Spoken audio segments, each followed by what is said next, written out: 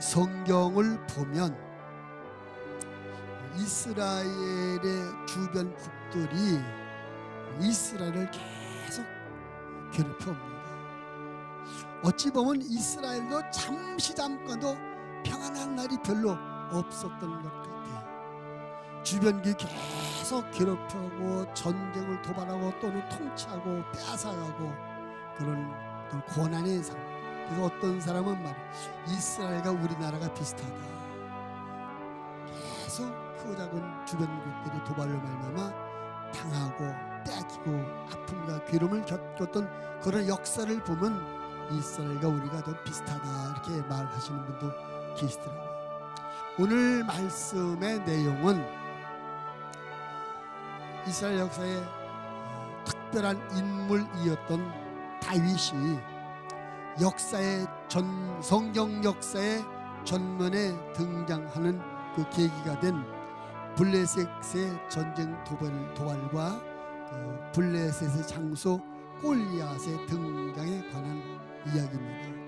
우리가 성경을 아는 것처럼 이 사건으로 말미암아 다윗이 성경 역사의 전명에 딱 떠오르게 되고 그 이후로 다윗의 시대가 열리게 된 것을 봅니다. 오늘 이 말씀을 통해서 우리가 함께 말씀의 은혜를 나누려고 하는데 오늘 말씀의 제목을 블레셋의 도발과 골리앗이라는 제목을 잡았어요. 한번 따라합시다.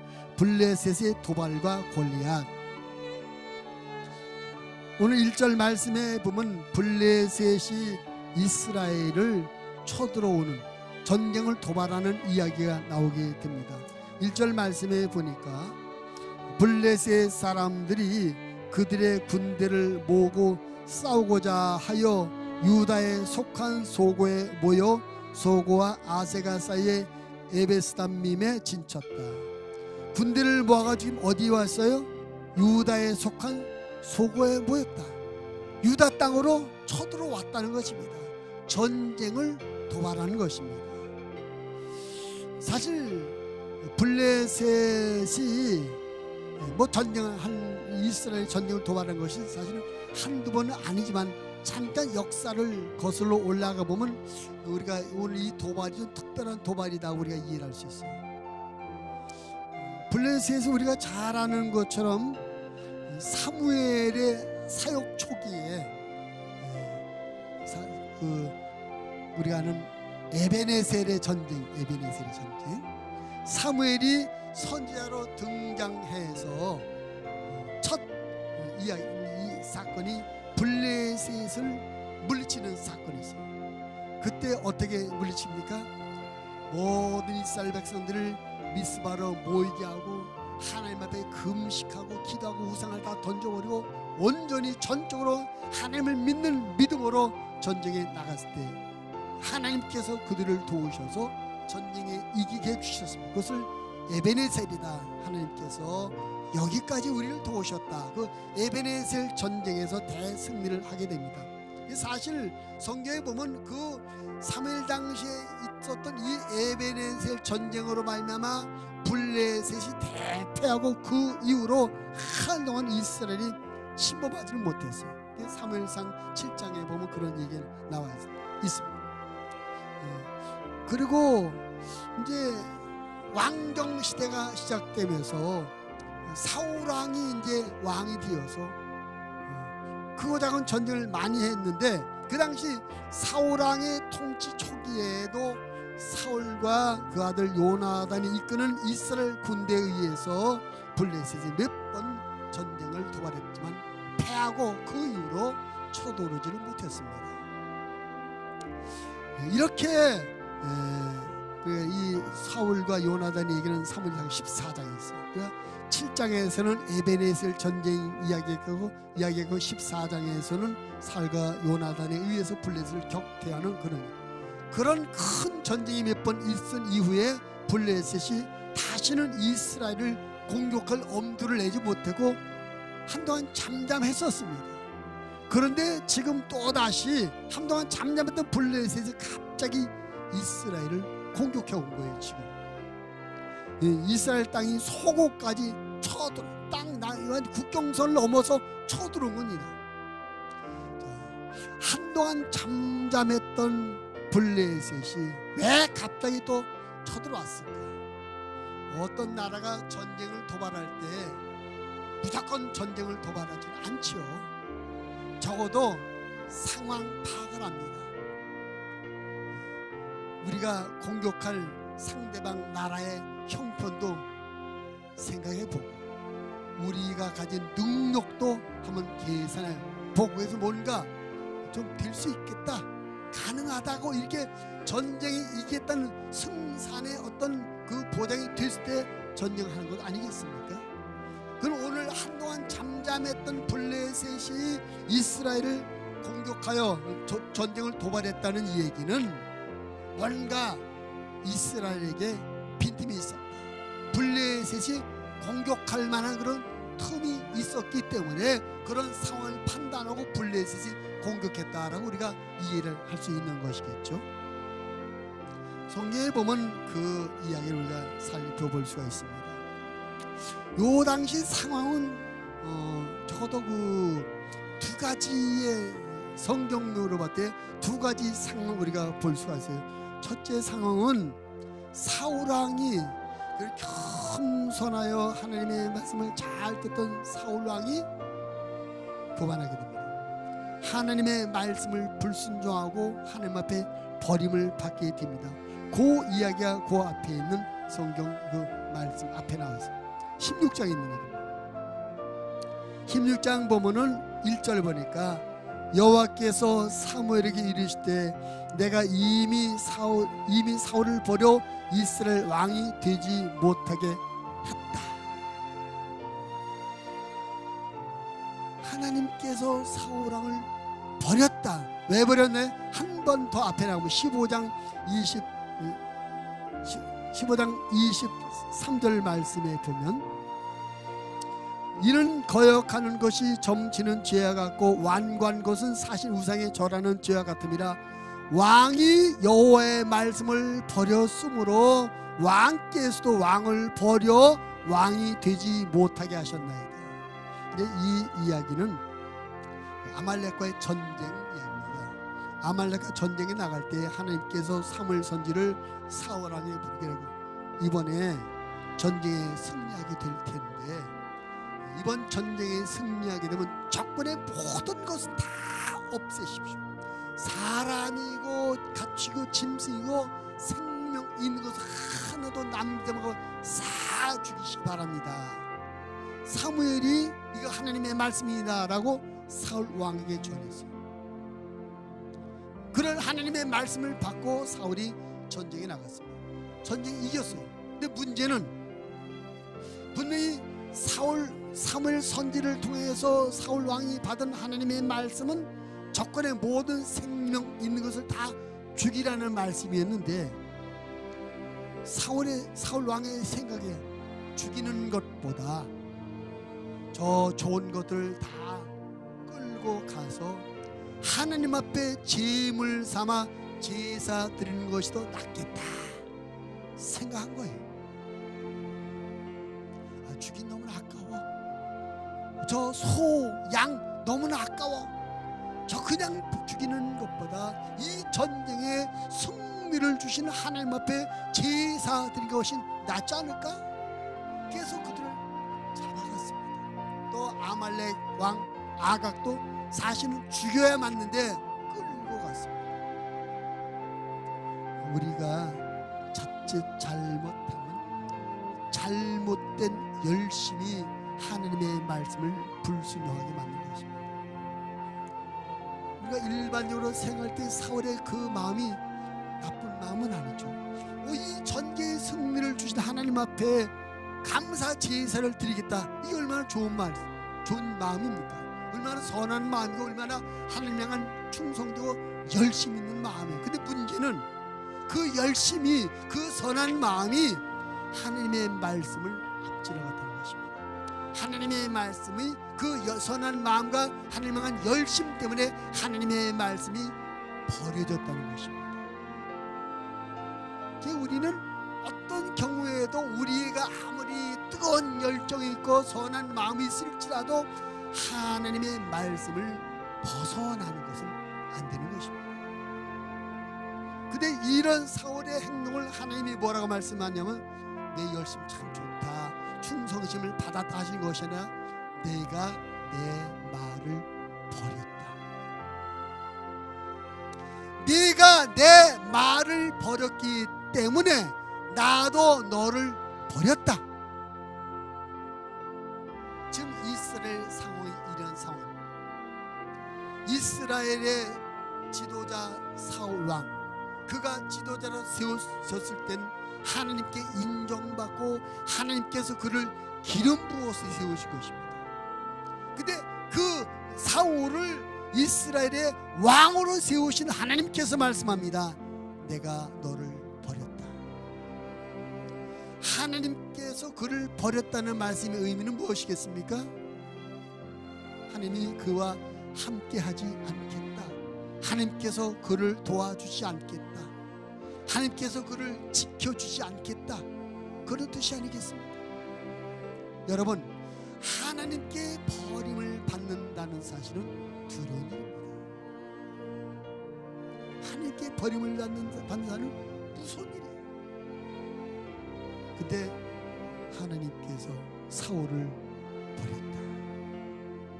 뿐만 아니라 사울이 교만해서 이렇게 하나님의 말씀을 불순종함으로 말미암아 하나님께 버림을 받았을 뿐만 아니라 사울에게서 성이 떠나가게 됩니다. 그리고 악령이 그에게 역사하게 돼요. 이렇게 성경 말씀에 보면 이렇게 되어 있습니다. 그 앞에 16장 14절 말씀에 보면,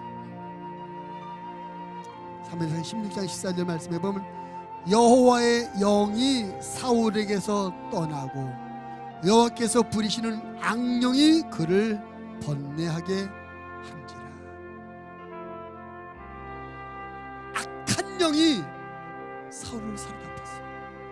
하나님의 성령이 그를 떠나고 악령이 사울을 주장하고 그를 번뇌하고 고통스럽게 합니다. 그런 상황이 뿐만 아니라 사울 왕이 사무엘과의 관계도 아주 나빠졌어요.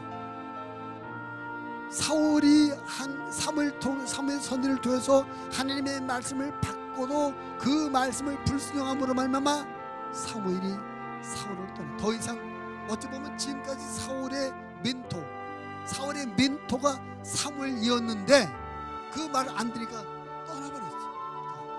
하나님께 버림을 받았지. 악한 영이 역사하지. 멘토는 떠났지. 이러한 때, 즉 사울이 영적으로나 정신적으로나 정치적으로 위기에 빠졌을 그때를 틈타서 블레셋이 공격한 것, 전쟁을 도발하는 것입니다. 여러분, 이 말씀 우리에게 주는 교훈이 무엇입니까? 마귀는 항상 우리를 지켜보고 있다가 틈을 보이면 공격한다는 사실이에요. 블레셋이 늘 이스라엘 곁에서 틈을 보고 있다가 이렇게 사울과 군대적으로 사울 왕과 사무엘과 관계 틀어지게 되고 하나님께 버림받고 악한 영이 시달리고 있다는 정보를 다 입수한 블레셋이 그 틈을 놓지 않고 공격해 왔던 것입니다. 우리가 그러므로 눈에 보이는 것에 의해서 마음을 안주한다든지 긴장을 푼다든지 잘못된 방향으로 가면 안 되는 것입니다. 우리가 이 세상에 살면서 마귀와 영적 전쟁을 하고 있다는 사실을 늘 인식하고 살아야 되는 것입니다. 우리 육체의 눈에는 보이지 않지만 원수 마귀는 호시탐탐 우리를 공격할 기회를 엿보고 있다는 사실을 여러분이 아셔야 됩니다. 바울이 에베소 6장 12절에 이렇게 말합니다. 우리의 씨름은 혈과 육을 상대하는 것이 아니요 통치자들과 권세들과 이 어둠의 세상 주관한 자들과 하늘에 있는 악의 영들을 상대합니다. 악한 영들과 우리가 대처하며 싸우며 살아가고 있는 것입니다. 그래서 성도 항상 영적으로 깨어 있어야 마귀와 공격의 틈을 주지 않는다는 것입니다. 베드로도 이렇게 우리에게 권면해. 베드로전서 5장 8절 근신하라 깨어라 너희 대적 마귀가 우는 사자같이 두루 다니며 삼킬 자를 찾는다. 마귀가 삼킬 자를 찾는 틈을 보이는 자, 영적인 틈, 영적인 허점을 보이는 그런 자를 마귀가 공격한다 이것입니다. 그걸 좀 찾아다니는 겁니다. 그래서 우리가 몸이 건강하고 하는 일이 잘 되고 그런다고 할 것이 아니라 항상 영적으로 긴장하고 영적으로 마귀가 공격을 틈을 주지 않는 그런 긴장된 우리의 어떤 영적 상태가 유지되어져야 되는 것입니다. 우리가 첫째 틈을 보이게 되는 경우가 몇 가지가 있는데, 우리는 육신을 가지고 세상을 사람들이기 때문에 우리의 삶의 현장에서 물질적인 삶의 자리에서 자칫 잘못하면 마귀에게 틈을 볼 수가 있어요. 예수님의 제자 중에 가룟 유다라는 제자를 우리 잘 압니다. 가룟 유다 하면 예수님 바라본 사람, 얼른 그렇게 생각해요. 물론 그가 예수님 바라는 사람이지만 처음부터 그렇게 몹쓸 사람이 아니었어요. 오히려 처음엔 신실한 사람, 많은 그 일행 중에 인정받는 사람이었습니다. 그 예수님의 12 제자들 그 일행 중에 가룟 유다가 어떤 직임을 맡았던 사람이었습니까? 돈깨를 맡은 사람이었어요. 오늘날로 말하면 회계, 재정부장을 맡은 사람입니다. 돈깨를 맡겼다, 재정부장을 맡겼다는 것은 무엇을 의미합니까? 그 사람을 인정했다, 믿었다는 거죠. 믿지 못한 사람에게 돈보따리 맡기겠습니까? 신임받고 인정받는 그런 사람이었는데 예수님을 파는 자가 됐어요. 왜 그렇겠을까요? 돈 관리하다가 물질의 욕심에 빠져서 그 공금을 갖다가 슬쩍 한 푼도 빼내다 보니까 도둑님이 되어버리고 말았어요. 물질에 대한 욕심이 돈깨, 공금을 훔치게 되고 결국 그 일의 결과는 예수님을 은삽시에 파는, 마귀의 앞잡이 노릇하는, 마귀의 도구가 되는 그런 일을 해버려버렸습니다. 우리가 생활하다가 욕심 때문에 마귀의 공격을 당할 수 있어요. 물질에 대한 욕심, 어떤 자리에 대한 욕심, 환경과 조건에 대한 욕심, 이 욕심을 앞세워서 나가다가 말씀에서 어긋나고 말씀의 테두리를 벗어나고 말씀에서 엇나가게 되면 원수막에 가차없는 공격을 당하게 되는 것입니다.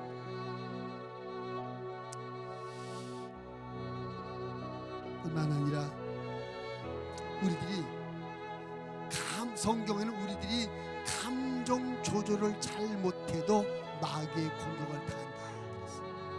에베소 4장 26절 27절 말씀에 보면 이런 말씀이 있습니다.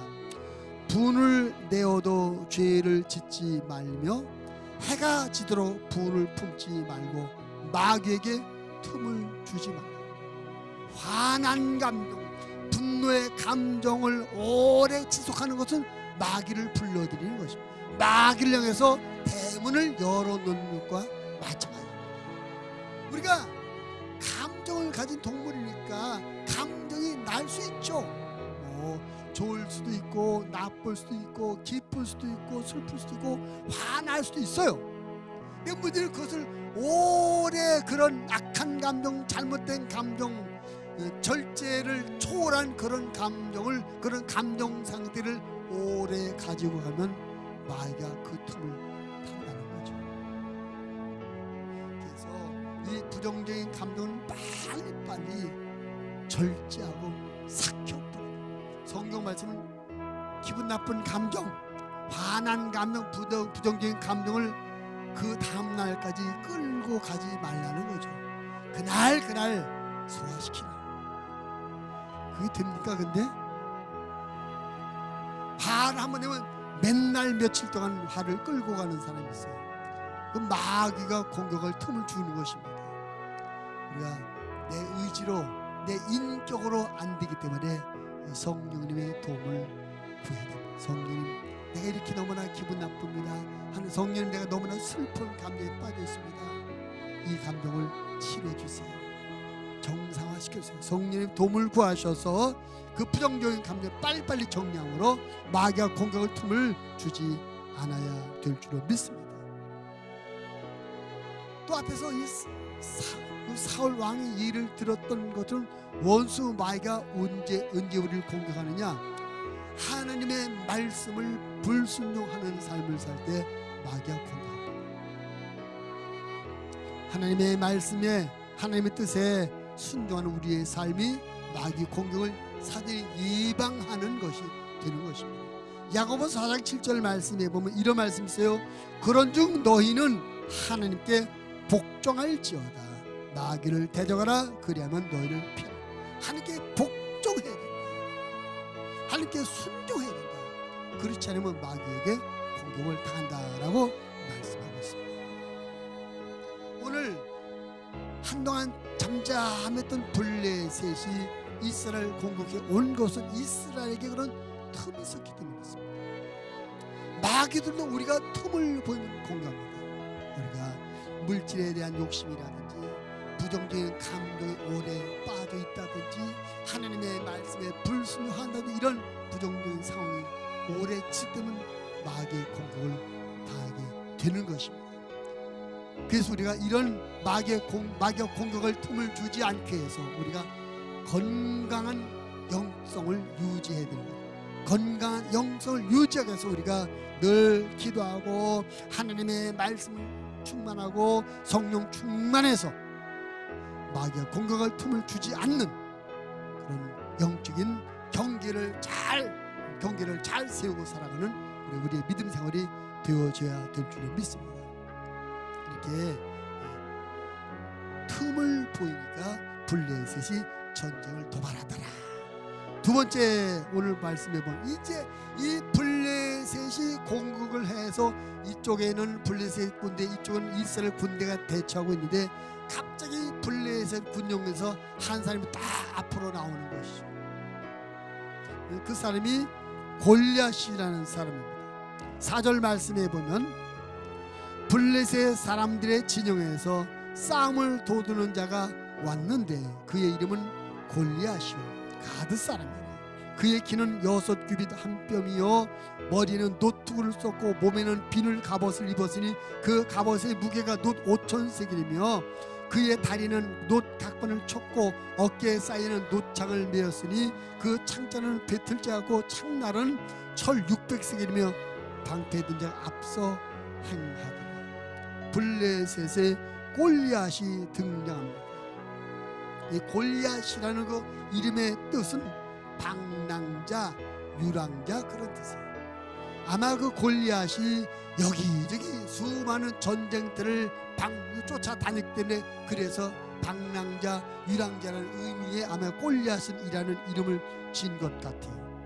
근데 그 사람의 키가 6규빗 한 뼘입니다. 머리는 노트를 썼다. 몸에는 비늘 갑옷을 입었다. 갑옷의 무게가 놋이 5,000세겔이다. 놋 단창을 가되 단창을 가되 창날은 600세겔이다. 그 키가 6규빗 한 뼘이라서 오늘날만 한 3m 정도 된다는 것입니다. 3m 정도. 대단한 거인이죠. 키가 한 3m. 그리고 그가 입은 갑옷의 무게가 5,000세겔인데 오늘날 미터법으로 하면 그게 약 57kg가 돼요. 갑옷이 57kg. 57kg. 우리 서옥심사는 놀라시네. 서옥심사는 몸무게가 지금 몇 킬로에 49kg. 그러니까 이 골리앗이 입은 이 갑옷이 뭐 집사님보다 몸무게가 더 무거운 것을 갑옷을 입었어요. 또 그가 가진 창난의 무게가 600세겔, 이 600세겔이 한 7kg 됩니다. 그러니까 키가 3m 되는 거인이에요. 57kg짜리 갑옷을 입고 7kg짜리 창 들었어요. 이렇게 완전 중무장한 거인이 딱 나오니까 11절 말씀에 보면 어떻게 돼 있어요? 이 사울과 온 이스라엘이 블레셋 사람이 이 말을 듣고 놀라 크게 두려워하니라. 겁나가지고 다 숨었어. 아무도 나서지 못. 저와 싸워보겠다 나서지 못해 다 숨어 있으면 보기만 해도 기가 질린 거죠. 이스라엘 진영에 나타난 골리앗의 모습, 보기만 해도 벌벌 떨게 만드는 그 골리앗의 모습은 순진한 믿음으로 하느님의 사람답게 살려는 성도들을 압박하고 위협하는 세상의 힘이다라고 우리가 생각해 볼 수가 있습니다. 여러분, 물어보겠습니다. 여러분 신앙생활 잘 하고 싶으시면 아멘 합시다. 하나님의 말씀대로 살기를 원하시면 아멘 합시다.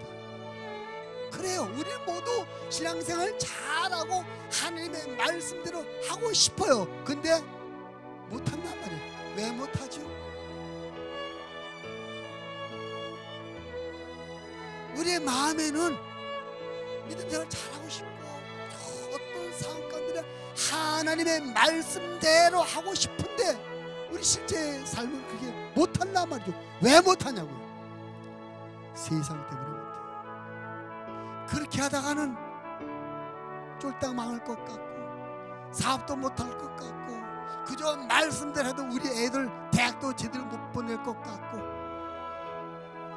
세상에 우리 신앙을 방해하는 환경과 조건이 있는 걸 강하게 딱 우리 앞을 버티고 있기 때문에 못하는 거예요.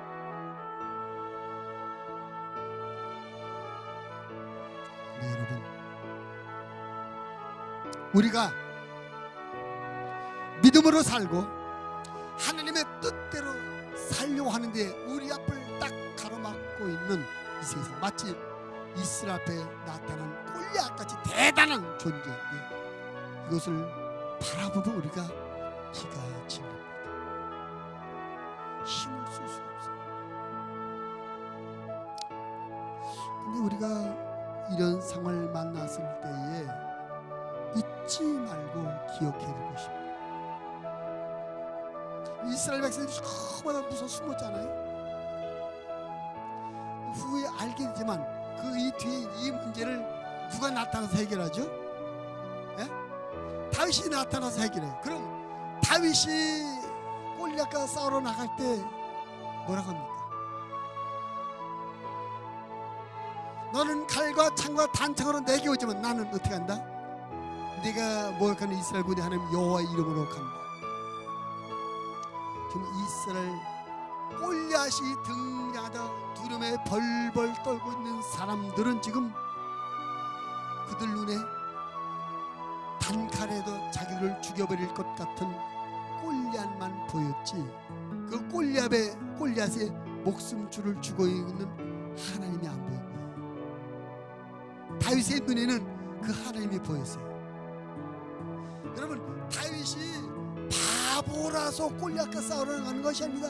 다윗이 어린애서 천지 앞뒤 분간을 못해서 분별력이 없어서 무식하게 골리앗과 싸우러 간 게 아니에요. 다윗은 저는 뭐야 저거 하나님이 끝인데 저 하나님이 지우면 없어지는 것인데 하나님을 부하기 때문에 다윗은 그 골리앗이 전혀 두렵지 않았던 것입니다. 반대로 지금 11절에서 사울 왕과 온 이스라엘 군대가 벌벌 떨고 두려워서 숨은 것은 자기들 눈에 골리앗만 보고 있지 저 골리앗을 없애버릴 하나님을 보지 못했기 때문에 벌벌 떨고 있는 것이다. 이 말씀을 해주는 교훈이 뭡니까? 우리가 이 세상에서 앞에서 말씀한 우리가 말씀대로 살고 싶고 믿음으로 살고 싶고 하나님의 거룩함을 드러내며 하나님의 자녀들께 살고 싶은데 왜 못 사느냐? 사실 우리 앞에는 삶의 현실 세상이라는 것이 마치 골리앗처럼 우리를 위협하고 있기 때문에 못하는 거예요. 말씀대로 하려다 보니까 믿음대로 하려다 보니까 이렇게 저게 손해도 볼 것 같고 안 될 것 같고 힘들 것 같고 그럴 것 같아서 못해요. 사업하시는 분들이 주일날 계약합시다. 한 10억짜리 계약합시다. 100억짜리 계약합시다. 갈 수밖에 없어. 100억이 있으니까. 그거 아니면 사업이 무너질 것 같으니까. 우리 아이들을 주일날 예배드리고 온종일 주일 성수했는데 야 잠깐 가서 예배만 드리고 학원 가서 도서관 왜 그래요? 그렇게 하면 대학 못 갈 것 같으니까. 한마디로 하나님이 안 보이고 세상만 보이니까 그렇게 비열하게 우리가 살아가고 힘없고 나약한 크리스천으로 살아가는 것입니다. 사울과 이스라엘 군대가 크게 줄여 숨어 있는 것처럼 그런 모양으로 우리 하는 거예요. 오늘 이스라엘 군대 앞에 나타난 골리앗은 우리의 믿음의 길을 막아서는 세상입니다. 우리가 세상을 보고 세상만 보고 언제까지 숨어 있을 것인가, 언제까지 두려워할 것인가, 언제까지 무서워서 벌벌 떨 것인가, 언제까지 나약한 크리스천으로 살 것인가. 하나님을 봅시다. 골리앗을 없앨 하나님을 봅시다. 이 세상 모든 것을 다스리는 하나님을 바라봅시다. 그러면 우리가 숨지 않아도 돼요. 달처럼 나설 수가 있습니다. 이게 똑같은 상황에서도 누구를 보느냐에 따라 행동이 달라지는 것입니다. 사울과 이스라엘 군대는 골리앗만 봤으니까 무서워 숨었고 다윗은 하나님을 보기 때문에 나갈 수 있습니다. 여러분 민수기 13장 14장에 12정탐꾼 이야기가 나옵니다. 모세가 이스라엘 백성을 이끌고 애굽을 나와서 가나안을 향해서 가게 됩니다. 가나안 지경까지 왔어요.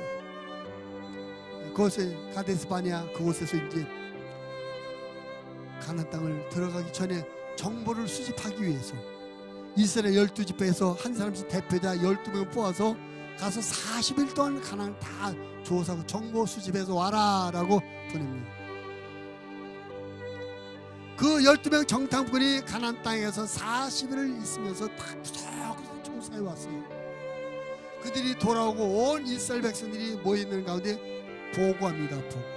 그 12명 중에 10명이 보고합니다. 그 가나안 땅은 정말 좋은 땅입니다. 과일도 잘 되고 참 좋습니다. 그런데 우리는 거기 못 갑니다. 왜냐하면 거기에 사는 원주민들은 등치도 크고 싸움도 잘합니다. 우리들 그들과 비교할 마치 메뚜기 같습니다. 못 갑니다. 10명의 이 보고를 들은 온 이스라엘이 날치며 소나무를 울며 날치며 모세야 애굽에 매장지가 없어서 우리를 여기까지 끌어서 여기서 있게 만드냐, 왜 우리를 이렇게 센 곳에 이렇게 막 항의하고 원망하고 난리가 났어요. 소동이 벌어집니다. 그때 12명 중에 나머지 두 사람 여호수아 갈렙이 여러분 잠깐 우리 말도 좀 들어보십시오. 앞에서 말한 저 10명이 말한 것처럼 맞습니다. 거기는 참 살기 좋은 곳이며 그곳 사는 원주민을 등치도 크고 싸움도 잘하는 사람들입니다. 그런데 우리에게는 하나님이 계십니다. 그들에게서 신이 떠났고 우리에게는 하나님이 계십니다. 우리 하나님이 우리와 함께 하시기 때문에 그들은 우리의 밥입니다. 할렐루야. 똑같은 상황 가운데 무엇을 보느냐, 누구를 보느냐에 따라 달라지더라. 골리앗이 등장할 때 사울과 이스라엘 백성은 저 이스라엘 군인들은 사울만 보고 겁먹었습니다. 훗날 후에 나타난 다윗은 하나님을 보았기 때문에 나갈 수 있었습니다. 선택은 우리에게. 여러분 믿음 생활하는데 하나님을 보고 믿음 생활을 하실 것인가, 아니면 여러분의 앞을 믿음의 삶을 방해하고 막아서고 있는 골리앗 같은 세상을 볼 것인가. 우리가 무엇을 볼 것인가, 우리에게 달려있습니다. 하나님을 보십시다. 하나님을 믿읍시다. 막말로 우리가 믿음으로 살고 말씀대로 살다가 망했다고 합시다. 아니 죽었다고 합시다. 망하고 죽었어요. 어차피 우리가 다 죽을 사람들 아닙니까? 어차피 죽을 사람들 아니에요? 죽었을 때 하나님께서 우리를 어떻게 하실까요? 우리가 어떻게 이 세상과 짝지지 않고 세상과 타협하지 않고 믿음으로 살고 하나님의 말씀을 살려다 다 잃어버려 죽고 하나님 앞에 가서 하나님께서 얼마나 그 성도를 귀하게 보시겠어요? 얼마나 천국에서 영광된 자리에 앉혀주시겠습니까? 세상 눈치 보면서 비굴하게 오래 살다가 죽어서 하나님 앞에서 부끄러움 당하는 것보다 믿음으로 서고 말씀대로 살다 하나님 앞에 섰을 때 떳떳하게 자랑스럽게 서는 것이 훨씬 지혜로운 삶의 방법이 아니겠습니까? 근데 여러분, 우리가 이 세상에서 하나님의 말씀대로 살기 위해서 믿음으로 살기 위해서 이런저런 희생 고난을 당하게 될 때 여러분, 사실은 하나님이 가만히 계시지 않습니다. 하나님이 망하도록 그냥 놔두지 않으십니다. 환경과 조건과 사람을 바꾸고 이렇게 저렇게 움직여서 우리를 지키시며 보호하시며 이끌어 가시는 걸 믿으시길 바랍니다. 사실은 우리 앞에 놓이는 골리앗은 우리의 믿음을 시험하는 하나님의 시험지입니다. 따라합시다. 내 앞에 놓인 골리앗은 하나님이 보내신 시험지다. 거기다가 무엇은 어떤 답을 쓸 것인가? 하나님, 난 죽어도 좋습니다. 망해도 좋습니다. 다 잃어도 좋습니다. 믿음으로 살겠습니다. 말씀에 순종하겠습니다. 이 답을 쓸 것인가? 난 이거 내 재산을 잃어버릴까? 내 자식을 좋은 데 못 보낼까봐, 내 하늘이 망할까봐 안 되겠어요. 세상 눈치 보면 그런 잘못된 답을 쓸 것이에요. 우리에게 선택이 달립니다.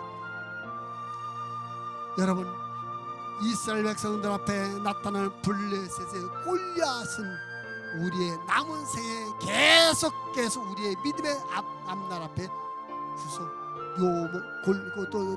요점마다 그 골리앗이 등장할 거예요. 인생의 좋은 어떤 고비마다 골리앗은 등장할 것입니다. 골리앗은 하나님의 손 아래에 있습니다. 하나님이 하셔야 되는 것입니다. 여러분, 골리앗에게 속지 마십시오. 골리앗은 쓰러지게 되어 있습니다. 너무나도 우습게 어린 아이가 던진 돌 한 방에 쓰러지게 되어 있습니다. 그 어린 아이가 던진 돌 한 방에 쓰러져 버린 골리앗이 무서워서 벌벌 떨어던 이스라엘, 얼마나 부끄럽고 얼마나 모양이 참 촌스러웠습니다. 어쩌면 그 모습이 우리 모습일지도 몰라요. 별것 아니, 사실은 별것 아니 괜히 겁먹고 떴단 말이죠. 성경 우리에게 이렇게 위로가 격려합니다. 요한일서 4장 4절, 자녀들아, 너희는 하나님께 속하였고 또 그들을 이겼나니 이는 너희 안에 계신 이가 세상에 있는 자보다 크심이라. 우리 안에 세상보다 크신 하나님의 성령이 거하시는 걸 믿으시기 바랍니다. 그러므로 언제 어디서 어떤 상황에서나 하나님을 보고 하나님의 자녀다운 선택, 하나님의 자녀다운 행동을 하며 살아오는 저와 여러분 되기 바랍니다. 지금 이 대한민국에서 교회가 얼마나 우스운꼴이 됐어요. 얼마나 세상이 교회를 우습게 보고 있습니까? 얼마나 교회를 우습게 보고 있어요. 뭐 텔레비에서 무슨 뭐 교회 부정적인 자꾸 얼마나 어떻게 사시는지 왜곡되게 보내고, 한마디로 교회를 우습게 봐서 그래요. 왜 교회가 우습게 보였을까요? 교인들이 우습게, 교인들도 돈 앞에는 어쩔 수 없대, 권력 앞에 꼼짝 못하대. 그래 봤어요. 교회에 대한 인식을 바꾸는 것, 우리가 믿음의 삶을 제대로 살아야 돼요. 어떤 악조건 골리앗 앞에서도 굴복하지 않고 비열하지 않고 믿음의 돌을 던지는 그런 삶을 살아야 될 줄로 믿습니다. 여러분 기억하십시오. 골리앗은 하나님의 손 아래 있습니다. 골리앗은 넘어갈 자입니다. 두려워하지 마시고 하나님을 바라보시고 믿음의 방향과 믿음의 삶을 끝까지 이어가시는 하나님의 사람들 되시기를 주님의 이름으로 부탁을 드립니다. 이렇게 이스라엘 온통 겁먹게 하는 골리앗이 딱 등장한 세 번째, 그 골리앗이 하는 말이 10절 말씀에 보니까 10절 한번 같이 읽어보면 10절 시작. 그 블레셋 사람이 또 이르되 내가 오늘 이스라엘의 군대를 모여가였으니 사람을 보내 나와 더불어 싸우게 하라. 골리앗이 이스라엘 군대를 막 모욕하며 전투를 붙입니다. 그래서 모욕하다 하는 이 말은 히브리 말로는 옷을 빨가 벗기다 그런 뜻이에요. 그다음에 전쟁에서 지면 적군의 포로가 되면 빨가 벗겨진 채로 끌려갔어요. 그래서 이 골리앗이 이스라엘 군대를 모욕했다는 말은 내가 너를 전부 빨가 벗겨서 끌고 가겠다. 그런 선포예요. 그런 선포. 골리앗이 지금 이렇게 큰 소리 치는 근거가 뭡니까? 응? 골리앗이 이렇게 큰 소리 치는 근거가 뭐예요? 뭘 믿고 이렇게 아나무인으로 큰 소리 치고 있는 것입니까? 두 가지예요. 두 가지. 하나는 자기가 가진 능력, 온몸에 무장했고 수많은 전쟁에서 이긴 경험, 능력이 있습니다. 자기의 능력을 믿고 이렇게 큰 소리 치죠. 또 한 가지는 자기 앞에 맞서 나오지 못해 전부 빌빌 숨어 있는 이스라엘 백성 보니까 더 큰 소리. 여러분, 우리가 마귀를 두려워하면 마귀는 우리를 더 강하게 압박합니다. 여러분, 우리가 세상을 무서워하면 세상이 우리를 더 압박하면 더 우습게 봅니다. 우리가 돈을 무서워하면 돈이 나를 더 우습게 여기고요.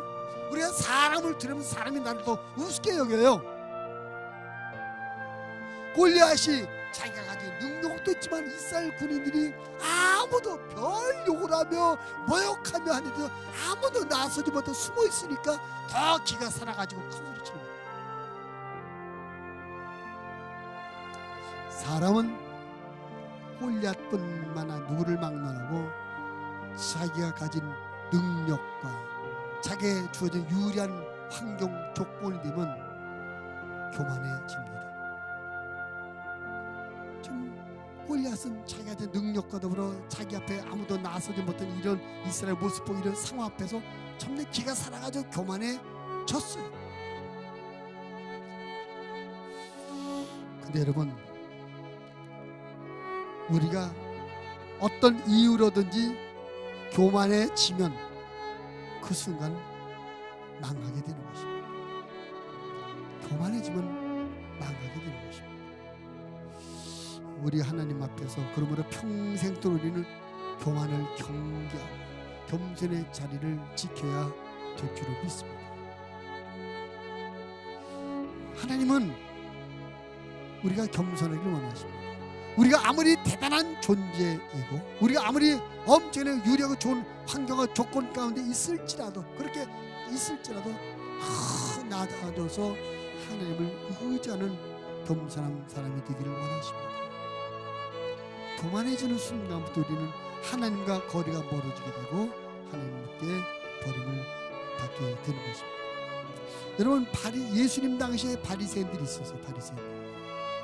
그 바리새인들이 사실 따지고 보면 그 하나님께 대한 대단한 열심이 있던 사람들입니다. 그 바리새인들은 다른 사람보다 더 많이 오랜 시간 기도했고 다른 사람보다 더 많이 선한 일 많이 했고 구제 어려운 사람을 돌보고 구제하는 일도 많았었습니다. 성경도 많이 알았어요. 그러니까 하나님 앞에 대단한 열심이 있는 사람들이었습니다. 근데 그렇게 하나님 앞에 열심히 있던 그 바리새인들이 예수님께 칭찬받았습니까? 하나님께 칭찬받았습니까? 오히려 저주를 화 있을진저 너희 바리새인들이여, 화가 있다고. 또 독사의 자식들아 막 그랬어요. 왜 그랬습니까? 열심히 있었으나 그 열심으로 말미암아 하는 끝없는 교만을 갖고 나는 너희보다 기도를 더 많이 한다, 나는 너희보다 성경을 더 많이 한다, 나는 너희보다 선한 일을 더 많이 한다. 이것이 자기의 교만이 돼가지고 다른 사람을 무시하고 다른 사람을 깔보고 다른 사람을 비난하고 비판하는, 그게 돼버리고 말았어요. 교만이 돼버렸어요. 그래서 하나님 앞에 예수님께 책망을 받았다는 것이죠. 우리가 첫째 잘못하면 그렇게 되기 쉬워요. 내가 너보다 믿음이 좋아, 내가 당신보다 더 기도 많이 하고 더 열심히 예배드리고 전도도 더 많이 하고 헌금도 많이 하고 봉사도 많이 해. 넌 까불지 마. 무슨 독이에요 그게. 여러분 기억합시다. 우리가 아무리 대단하게 하나님 앞에 헌신하고 영적 경지에 올라왔을지라도 이것이 다른 사람을 비판하고 책망하고 다른 사람에게 돌 던지는 자격이 아닌 것입니다. 하나님께서 우리에게 그런 권세를 주지 않으셨어요. 그건 자기 교만입니다. 무너지는 길. 성경은 교만을 경계하라고 말씀하지 않았습니다. 잠언 16장 5절 보면 무릇 마음이 교만한 자를 여호와께서 미워하시나니 피차 손을 잡을지라도 벌을 면하지 못하리라. 잠언 16장 18절 교만은 패망의 선봉이요 거만한 마음은 넘어짐의 앞잡이니라. 잠언 18장 12절 사람의 마음의 교만은 멸망의 선봉이요 겸손은 존귀의 앞잡이니라. 내가 어떤 능력이 있다, 내가 무엇이 됐다, 내가 무엇을 했다, 이것 때문에 잘못하면 교만하기 쉬운데 이것을 경계해야 됩니다. 어제 대전소리 임직자 교육이 있었어요. 장로 되시고 권사님 되실 분들 총회교육 부주하는 교육에서 제가 이제 한 강의를 맡아서 갔었습니다. 헌법 강의를 했는데 저는 강의 중에 그런 얘기 있었어요. 장로가 되고 권사가 되는 것은 계급장 다는 것이 아니라 주의 종을 도와 목회 하나님의 일을 잘 이루고 목사님의 사역을 잘 협력한 영적인 사역을 위해서 이렇게 장로가 되고 권사가 되는 것이지 다른 뜻이 있는 것이 아니다 말씀하면서 한 예를 들었어요. 근데 어느 교회에서 그랬대요. 어떤 재정 집사님이 얼마나 충성인지 재정 매주마다 예배 끝나면 목사님이 찾아와서 재정 보고하고 결제 받고 있는데 우리 충성도 일하니까 장로가 됐어요. 장로가 된 날부터 그 재정장부를 갖고 목사님에게 오는 것이 아니라 자기 집으로 목사님 우리 집으로 오셔서 결제하고 가세요. 장로가 됐습니다. 교만해진 거죠. 망하는 거거든요. 여러분 기억합시다. 내가 무엇이 있든지 내가 무엇이 됐든지 내가 무엇을 했든지 그것은 하나님의 은혜인 것이 내가 그것 때문에 교만하면 망하게 된다는 걸 우리가 기억합시다. 골리앗이 왜 이렇게 교만하고 큰 소리 쳐요? 이스라엘 뭐 빨가벗겨 끌고 가겠다. 왜 그래요? 자기가 지금 능력이 있거든. 현재 상황이 이스라엘 벌벌 떨고 있던 자기 능력과 이 좋은 상황이 이로 하여금 교만의 함정에 빠지게 됐습니다. 그리고 결국 그는 돌 하나로 끝나버려 말았어요.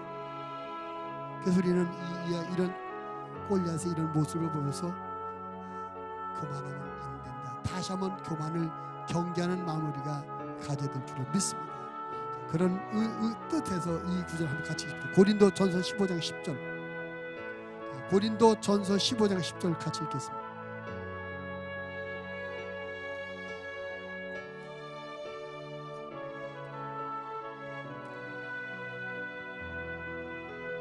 읽겠습니다.